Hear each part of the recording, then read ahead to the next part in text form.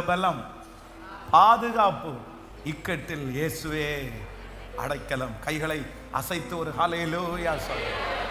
ஆமென். கிட்டத்தட்ட 11 மாதங்கள் சாப்பிட்ட மருந்துக்கு அளவே இல்லை.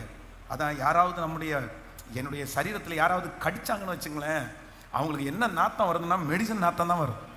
அந்த அளவுக்கு 11 மாதங்கள் மெடிசன் சாப்பிட்டுருக்கிறேன் நான். அதான் ஒரு நாள் 24 மாத்திரை சாப்பிடுவேன். 24 மாத்திரை.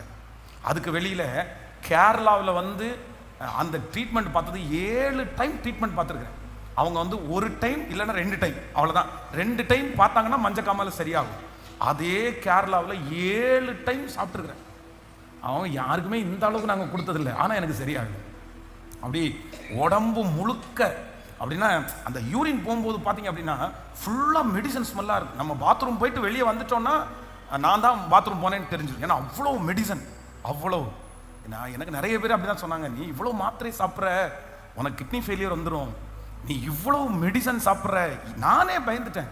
ஏன்னா இவ்வளோ மாத்திரை நம்ம சாப்பிட்றோம், இவ்வளோ மெடிசன் சாப்பிட்றோம், நம்ம உடம்பு என்னத்துக்கு ஆகுறது?